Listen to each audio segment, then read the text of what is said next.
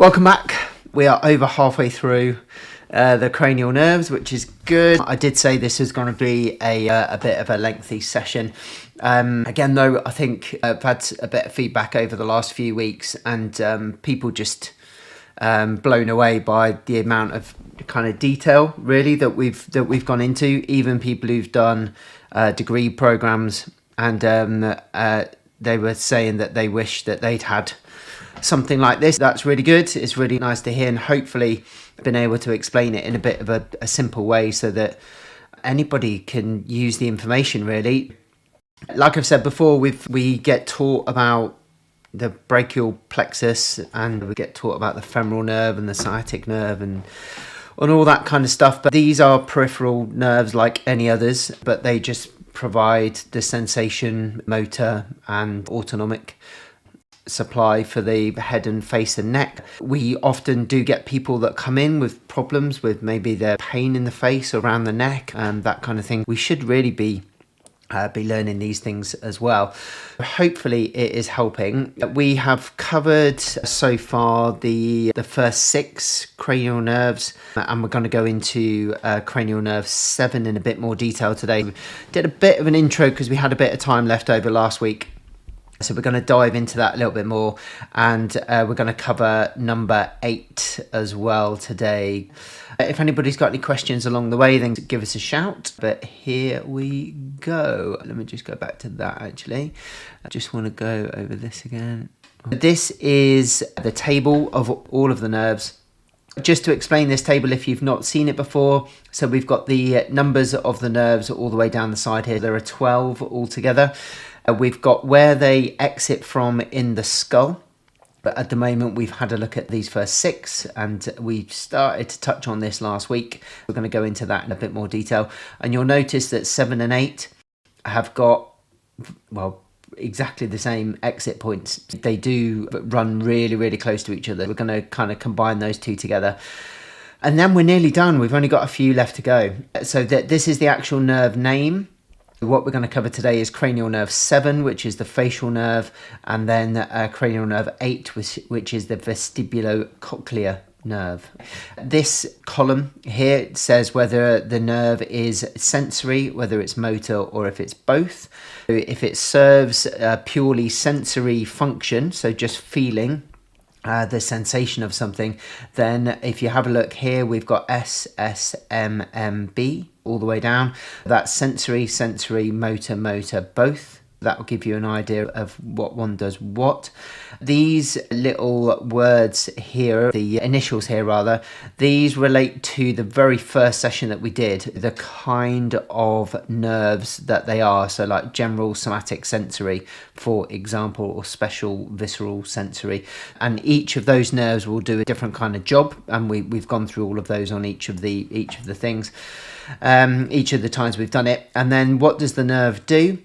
You can see this one's for smell. If you get anybody who's got a problem with their smell, then you can ask about that. About sight, the eye muscles, a specific eye muscle, sensation to the face, the mastication muscles, so the muscles of chewing, lateral rectus muscles, that's another eye movement muscle. So if you notice something is changed with someone's eye movements, then we've got a few cranial nerves that may be indicated as a problem. What we're going to move on to today is the muscles of facial expression and sensation to the tongue. That's the facial nerve. And then balance and hearing. If somebody has a problem falling over, or they think that they've struggled with hearing, maybe tinnitus or vertigo or something like that, then it could be something to do with the vestibulocochlear nerve. And I'll show you the test that you can do for that. No problem, Michelle. I think it's one of those things where you have to go over again and again and again. I mean, even now, I've been doing this for, oh God, nearly 20 years, and I still read the books, and I have to recap stuff. Yeah, don't worry. If it's the first time you've ever seen it, there is no way you're going to remember all this stuff. Basically, you just need to be aware of it. I would say if someone's coming in dizziness, balance problems, headaches, neck pain, that kind of stuff really. But I mean, how many people like that do we usually see? Yes, we should think about all of the usual stuff, balance, maybe an ankle ligament problem. And yeah, it might be, but it could also be something to do with the cranial nerve. We just, and this is the thing with clinical reasoning. I was talking about this with someone the other day. Clinical reasoning is about a process that you go through. And when you very first start, like for me, when I just did sports massage, I say just did sports massage, but I did sports massage as my first qualification. I didn't know about anything else other than muscles. So whenever anybody came to me with an issue, so say it was neck pain, I go, probably trapezius. Yeah. And then once you start to learn a little, and that was the extent of my reasoning at that point, because that is all I knew. And then as you start to learn a little bit more and you think, right, what other things can bring about neck pain, and you start to learn about the joints, the ligaments, the nerves, the blood supply in that area, maybe referred pain into the neck, maybe headaches, maybe something wrong with the brain that is referring down. So when you start to add these things in, your base knowledge for clinical reasoning becomes very big. And so then what you have to do is test things to narrow that list down. And if what you're left with is stuff that you haven't got a clue about, you need to refer them. And it's basically as simple as that. If I go back to my sports massage days, if I thought, right, trapezius, and then I did my treatments on trapezius 2-3 sessions and it wasn't making a difference, I need to refer, because I didn't have the skills to do some of the assessments that I needed to do. And that's the whole point. We get to a point where we come to the limit of what we can do. And when you go down sometimes you might have two ideas. You might, okay, it might be this one, might be that one. So you go down a route of two problems and you go, right, it's more likely to be this one, so we're going to go down that route. And then it's not working, so you go, cool, let's back off and let's go down this route. And if that one doesn't work, refer. It happened to me just before Christmas. One of my patients I've been doing stuff with for a while, and it just wasn't working the way that we wanted it to. And that was usual with that kind of presentation that he had. So it got to the stage where I was like, right, we need to get you for an MRI. And not to alarm you, but I think we need to get you checked out. So, and that's what you do. You think, right, is this a life-threatening thing? And if it is, obviously they go off straight away. Is it a life-changing thing? And if it is, then they need to be referred. Or is it something likely to be musculoskeletal, something that I can deal with? Well, let's have a plan and let's go. But the plan is always changing. The more you know, the wider you have to test. It's one of those things that we all have this kind of thirst for knowledge, but then when you know it, it opens up another box that you probably just want to shut the lid on. So yeah, don't worry if you're feeling like, oh my God, because it's natural to do that. Yeah, but I think that there'll be things that I learned about a new condition today from someone, and it was one of my patients this morning. And yeah, I'd never heard of it before. It was just some kind of liver issue. And yeah, it was really, really, really interesting to learn about it and then find out about it. And it was something I'd never even heard of. So it wouldn't have been in my checklist for clinical reasoning. But now it will be, because I know about it now. Yeah, that's exactly right. Yeah, the more I know, the less I know. Yeah, and that's the thing. You can't possibly know everything. Yeah, and we kind of beat ourselves up about that. The likelihood of it being something really nasty is very, very, very low. However, it's nice to have the knowledge that if something comes in and it's just, I don't know, it just doesn't feel right, it doesn't respond in the way that it usually does, then you can go, I remember someone talking about that, and then you do a little bit of research, do a bit of digging, and then hopefully help someone. Cool. Right. Let's go. Here we go. We're going to have a look. Oh, yeah. Do you know what? I think I sometimes, even now, getting new patients in, I'm like, I do, because I try to get as much information as I can beforehand. so that I can prepare for somebody. We've got all our forms electronically, but there's nothing worse than having someone in the diary and you've never spoken to them before, you never met them before, and you're thinking, what are they going to come in with today? And I prefer, some people prefer to work like that, but I prefer to get some information, some ground information, have a bit of a chat with them so that I can work through things before they come in. And kind of have a bit of a hypothesis before they arrive. And because it still freaks me out getting new people in, definitely. But it's all about that prep, isn't it? And I think if you didn't feel like that and you just thought that what you were doing was the bee's knees, then I think that's dangerous. I think that's really dangerous. Yep. Stevie just saying, had a client in at the weekend with cerebral palsy. Yeah, definitely. And this is it. I mean, the old thing is that, look, do no harm. And as long as we do no harm, then it's all good. You are welcome, Michelle. No problem. No problem at all. Let's get going. I could talk about clinical reasoning all day. We've got cranial nerve 7. We're on to the facial nerve. Number 7, skull exit point is the internal acoustic meatus. It's a hole on the inside of your skull. We'll have a look at it in a second, where it's the pathway through to your ear, your inner ear, and where the structure of your ear is such that you've got an outer part, a middle part, and then an inner part. And the inner part is where all of the sensation occurs. So we've got specialist cells around that area, not to do with the facial nerve, but to do with the next nerve that we'll look at. But the next nerve, the vestibulocochlear, shares the same pathway as this one. They both share the same hole. So internal acoustic meatus is the internal gateway from your inner ear into your brain. And we'll talk about that in a second. And then we've got the stylomastoid foramen. The styloid is that sticky out bit that is just in front of your mastoid. The mastoid is just behind your ear, so the mastoid process. You've probably heard of the sternocleidomastoid muscle, so from the sternum and the clavicle to the mastoid. There is a little hole just by the styloid and the mastoid where this nerve will come through. It's around this area here. What's the name of it? It's called the facial. Does what it says on the tin. And sensory motor or both? It's both.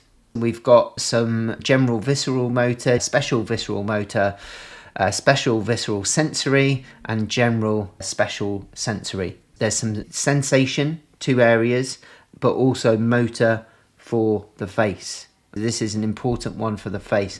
Muscles of facial expression.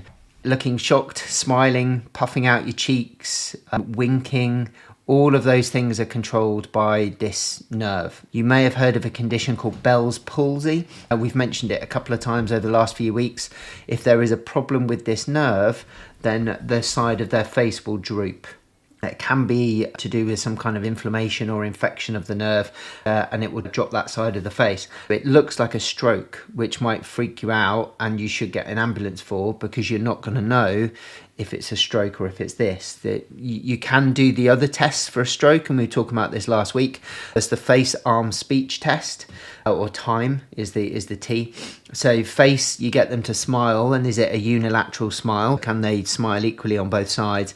If they can't and one side's not able to contract, then that raises a suspicion. Hold their arms up. Can they keep both arms up, or does one drop? And then speech, is their speech slurred? So if all 3 of those, or even if one of them is positive, it may be a stroke.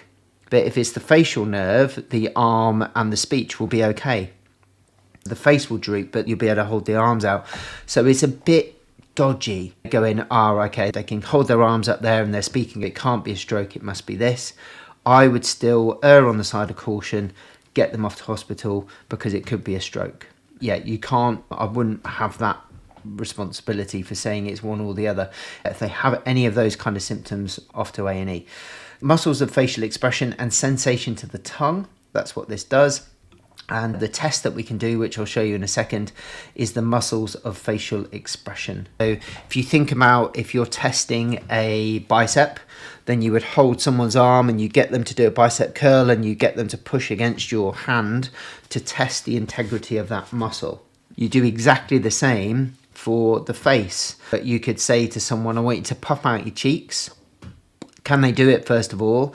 And then you just gently apply pressure to the cheeks to try and burst the bubble, and they should be able to maintain it. Yeah, if it just goes and they can't maintain that, the puffed out cheeks, then there may be something wrong with the facial nerve. You get them to close their eyes and then you try to open them. Can they keep their eyes closed? You get them to, what else can you do? Yeah, get them to keep their eyes closed and then lift from the top, like above their eyebrows. And can they keep their eyes closed up, basically, or is it easy to open their eyes? Those are the kind of tests that you can do for this. This is the mnemonic for whether it's sensory, motor, or both. We're on cranial nerve 7. 1, 2, 3, 4, 5, 6, 7. This is, some say money matters, but my brother. So this is both, because it's a B at the beginning of the word. We've got facial, both, plus parasympathetic, which we'll talk about in a second as well. Oh, here's the biggie. This is from the Instant Anatomy book by Whitaker. Robert Whitaker, I think it is. Amazing book, really, really good. Shown it a few times, and it is a tube map for the musculoskeletal system, the nerves, the blood vessels, everything. As I've said before, this is not how they're laid out, but it is a way of making it easy to see where things connect from and to. So you can see here, we've got where are we?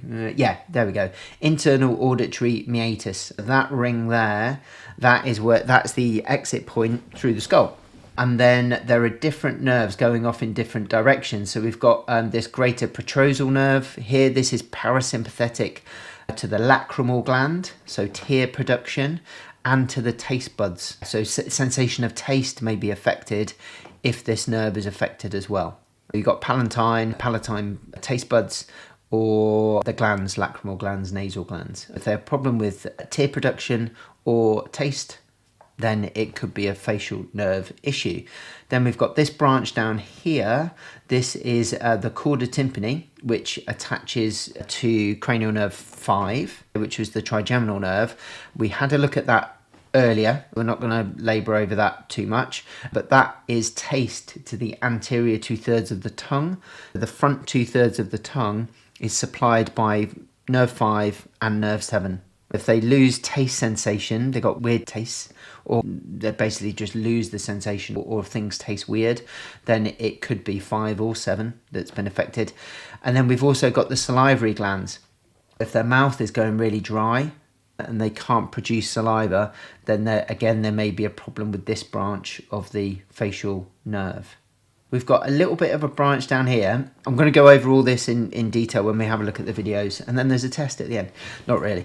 We've got this one here that comes off. This goes to stapedius, which is a really small muscle in the ear, and this muscle helps to regulate the amount of sound that you hear, the loudness of the sound. That's stapedius. So if there's a problem with hearing, then that may be an issue. We've got occipitofrontalis auricularis. So this is around the ear and the occiput region. Posterior auricular area would be behind the ear, over the temporal bone. And then the posterior belly of the digastric, which is a little muscle under here, which we covered in the hyoid section, and then the stylohyoid muscle as well. A little branch for motor just in there. And then this nerve passes through the parotid gland, which sits kind of here on the side of your cheek. And then it splits off and spreads all over the face.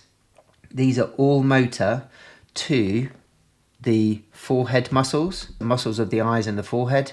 The zygomatic area is the eye muscles, spicularis oculi, the buccinator, buccal muscles, the upper lip, and then the mandibular lower lip. All the things that bring your lips down. purse your lips, that kind of thing. That's another test that you could do. See if someone can purse their lips or blow up a balloon, that kind of thing. And then platysma, which is the big muscle that covers the anterior part of the neck. We've got a few sensory, motor branches, and then autonomic branches as well. That's the whole thing, and then we'll have a look at it broken down. So let's grab the video. Hopefully, there we go. Right, let's get going. Facial nerve. That's the image that we were showing you before, and we're going to break that down and show you the different sections of each. Some of the things you can see really easily, some of them you can't. The facial nerve arises from here, so just on the pons, and the vestibulocochlear and facial nerve are really, really close to each other. And if you remember from previous videos, the more anterior the nerve, the lower the number. The olfactory nerve, which is the first one, is cranial nerve number 1, because that's the furthest forward, the most anterior. The next one back is the optic, and that's number 2. The order in which they are, from front to back, denotes the number.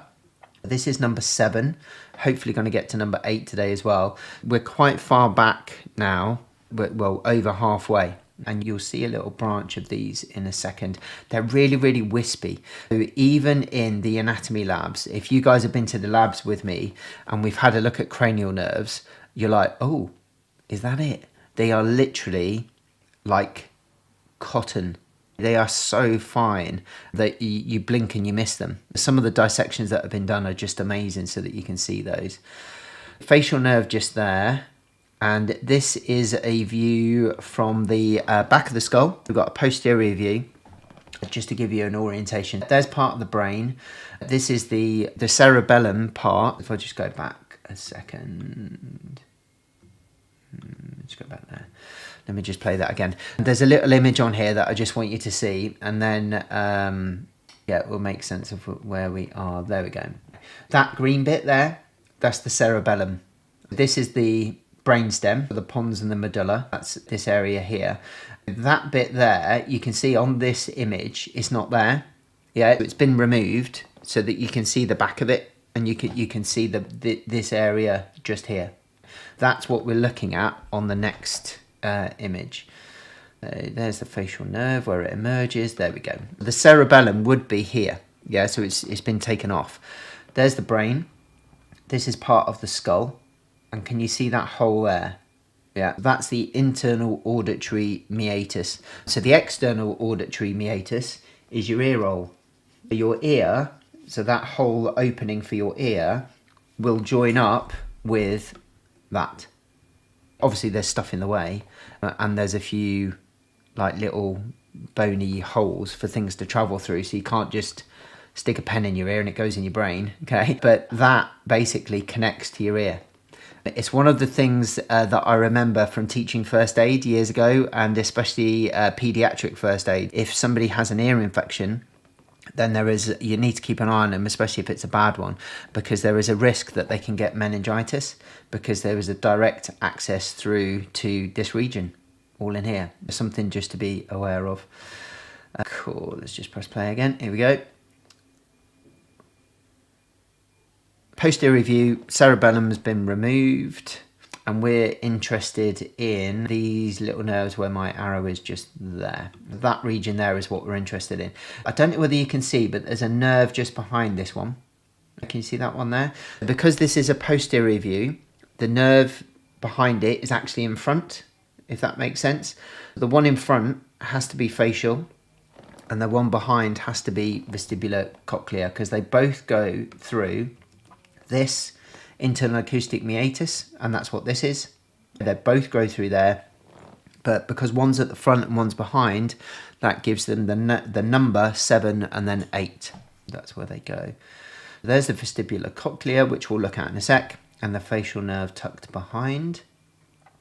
There is your exit point. This is the auditory internal auditory meatus, which is this bit down here on the table. That's from the original table right back at the beginning. There it is in the dry skull. Let me just pause that there. Yeah, we've got the foramen ovale at the top, so we were having a look at that on the last session. Internal auditory meatus is this one here. And what I want you to do when you look into this one, you'll be able to look in and you'll see that there's like a tunnel, and then there's like a bony block, but that bony block has got little holes in it. And those little holes are where the nerves go through. So each nerve has got its own specific pathway. If we have a look here, you'll be able to see it in a sec. There we go. There we go. See if I can pause that there. Yes, I don't know whether you can see the other holes. Can you see that one there as well? Just to make you aware, because when we do the next video, the other two holes will be important. The facial nerve goes through this tiny hole, so just there. All right.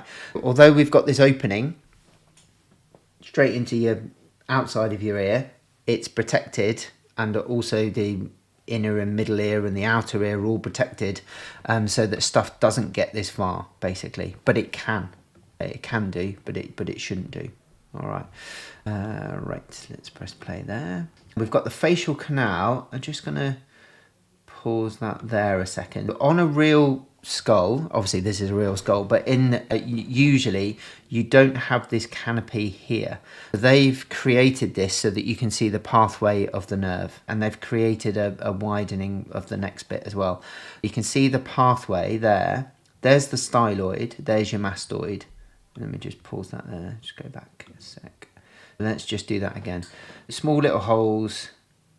Facial goes through the top one, and then there's a canal through the bone. Usually that little window is not there. It goes through the bone and then comes around here. There we go. This part here is the middle ear.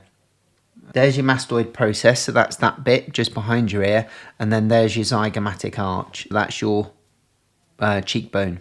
Okay, all along there. You can get a kind of orientation where stuff is. The cheekbone along there, and if you follow that all the way back, so see here, then it goes into your ear roll. And then if you lift your ear out of the way, come around the back, that's your mastoid. Obviously, we've got soft tissue in the way. We've got an ear here, yeah, but behind the ear, that's where your mastoid is, just there. That's where we are. It's around that region there. And then it pops out just there. Oh, not quick enough. Let me just pause that again. Probably good to go over it again anyway. Okay, so mastoid process, zygomatic arch. Oh, I missed it again. Ah. Well, you get the idea. There is a little hole on the bottom where it comes out, the facial nerve.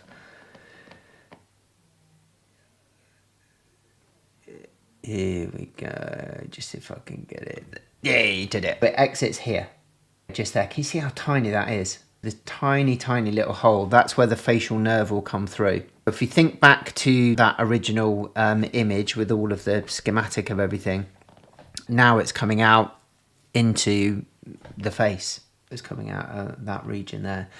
Let's have a look. They've put a little pipe cleaner through, and where that window is, this is the pathway of the nerve. What it does is it comes off of the pons through that area there, and obviously that's covered in dura, that connective tissue around the brain. It comes through there, and then this bit's not normally exposed. This is usually covered, but you can see how it kinks around. It comes up and over and then down and down towards that point. This is the path of the facial nerve, and because that's a bend, it's called a genu, and genu means knee, like a knee bend. There we go. Genu means knee, and then that then redirects that nerve to come underneath. There's the middle ear, and then there it pops out just there. You can see it coming out there. There's the styloid, and then there's the mastoid. It's literally just in front of that mastoid, just there. That's where your facial nerve will emerge from. It passes through the middle ear. You can just about see that, and that isn't normally that big. That's been made a bit bigger. See, there you go. You can see it there. So you've got the stylomastoid foramen. That's the hole. Right, let me just take that back a bit. There's the bend. Might wonder why it's so hard for me to pause things, but if I hold my cursor still, then the pause button disappears. So I have to keep on wiggling it. There we go. Just let that play through. There's the middle ear. And I'm just going to pause. Got it. Yes. There's your styloid. There's your mastoid. And that hole that we saw earlier, that's your stylomastoid foramen. Foramen is a hole. Remember here, back on the original summary table, we've got internal acoustic meatus, which was the inside hole. And then the facial nerve goes through that, loops around and down, and then out through this one, which is the stylomastoid foramen. It's traveling within the bone. We're actually in your skull. There's a little canal for it, specifically for the facial nerve. Here we go again. Yeah, like I said, this bit's not normally there. And this was, yeah, there's a branch. Do you remember right back at the beginning? We talked about the greater petrosal nerve. This goes to the lacrimal glands, okay, and also the taste buds. We talked about that previously. That will go off towards the lacrimal gland in the eye and help with tear production. There's a little branch coming off there, and then there's another little branch there. But as it goes through the middle ear, so there's your styloid, your mastoid is just behind here. This is the hole that's been made a bit bigger for your ear roll. There's a little branch off the facial nerve that will go down here, and then a little branch off to go to stapedius, which is that little muscle that controls the bones in the ears for the amount of sound that you hear, the loudness of the sound. Okay. Okay, and then we've got another little branch. This is the chorda tympani nerve, and we talked about that before. This links up with cranial nerve number 5. This chorda tympani is for the anterior 2/3 of the tongue. It helps to provide taste for that part of the tongue. And there it goes there. It goes off and then down, joins the trigeminal nerve, and then they both go down into the tongue. And we looked at that last week. Cool. You can see they've got these little networks all around this region here. There's your external auditory meatus, so that's your lugol. Sternocleidomastoid muscle, so I'll put SCM there, from the sternum and the clavicle up to the mastoid, which is just here. Hopefully you can see this. It looks a bit dark on my screen, but hopefully you'll be able to lighten it up. There's your posterior digastric, just down there. That's the muscle that goes towards forms the floor of your mouth. We've got a nerve that goes there. And then there's your styloid process, or where it would be. Facial nerve just there. You can see I've often compared nerves to looking like calamaris, and that's kind of what it looks like. Really, is just a very thin kind of glistening tissue. That's it, just there. That is coming from that stylomastoid foramen coming out there. Now this is the cool bit in a second. So that, yeah, stylomastoid foramen just there. Everything is being removed. Now look at this spider's web. There's the facial nerve there, and then look at it. Goes off, just branches everywhere. All of these branches, and you'll see them in a second, those are the ones that go to the forehead, to the eye, around the upper lip, around the lower lip, and then into the platysma. It just spreads around the face like that. Okay, it looks like a spider's web. And there it goes, look. The facial nerves are all the muscles of facial expression. You've got frontalis. Here we go. It came through that stylomastoid foramen. There's the gap for that. Through the parotid gland, which has been taken off on this dissection, and then up towards the temporal. The higher one is temporal, and that goes towards occipitofrontalis, this muscle that makes you raise your eyebrows. But if you've got a problem with the facial, you won't be able to do that. Then you've got the zygomatic branch, sometimes called the orbital branch, and that goes to the muscles around the eye, so orbicularis oculi. And again, so if you squeeze your eyes together and try to open them, you won't be able to do that if you've got a problem with your facial nerve. And then these branches are the buccal branches. So these are the ones that go to the upper part of the lip. Levator labii superioris, so superior labial muscles, the lips of the upper lips. Buccinator orbicularis oris, zygomaticus major and minor, nasalis. So all of those muscles that make you snarl and do all those kind of things with your mouth, and they're all the upper ones, and that buccal branch. So orbicularis oris, buccinator, all the upper lip muscles, and then we're down into this branch here, which is the mandibular, and this goes to mentalis, so the lower lip muscles, the depressors, anguli, off to an angle, the inferior lip muscles, ambisorius muscle, and then the cervical platysma, all that region there. Let's have a look at those, and there they go. It's all those lower lip muscles, and then the platysma, which is this big strap of muscle over the front of the neck. And then just pop that there. Yeah, and then we've got, do you remember those little branches that I talked about? We've got these branches that come off the side here. This one here is posterior belly of digastric. This one's going off to the digastric muscle, which forms the lower part of the floor of the mouth. And again, we looked at that during the hyoid muscles. So there's digastric. And then that's it. Facial nerve. Done. I'm going to do the next one because it's only really little, this one. I promise. It's not too bad. Facial nerve, just to recap. Mixed cranial nerve, sensory for the tongue, the skin in the ear, proprioception for the muscle and scalp for facial and scalp muscles. Motor for the middle ear, the facial, scalp and neck, or the face, scalp and neck. The facial nerve innervates more muscles than any other nerve in the body. Think about all those muscles that we use for facial expressions. And then parasympathetic for the lacrimal glands, for tears, the nose, the palatine, taste buds and salivary glands. Cool, that was just a pathway of it, which we've seen. And then this is Bell's palsy. So you might see a sagging face, and it's because the muscles that this nerve supplies, if it's not able to get its nerve impulses to those muscles, they won't be able to contract and they'll just sag. That'll be the reason why. These are some of the tests that you can do. So raising the eyebrows, keeping your eyes shut, smiling and puffing out your cheeks, and see if they can keep that puff there. Muscles of facial expression. Plus it's got a taste element, and it's also got the lacrimal gland as well. So you could ask about tear production and salivation, so if they've got dry mouth or they've got weird taste. Cool, right. Nerve number 8, exactly the same pathway. This is vestibulocochlear.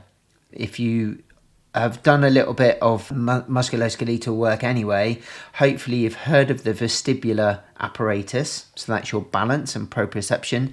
And then the cochlea is that small little bone that looks like a snail in your ear. This is a purely sensory nerve. It's a special somatic sensory, so it does a special job. What does it do? Balance and hearing. And there's a couple of tests that you can do called the Rinn and Weber test and the Romberg's test.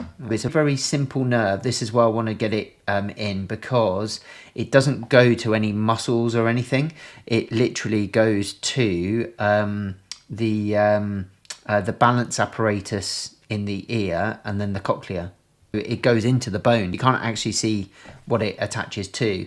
So we've got a cochlear branch and a vestibular branch. The vestibular branch is for balance, and then the cochlear branch is for hearing.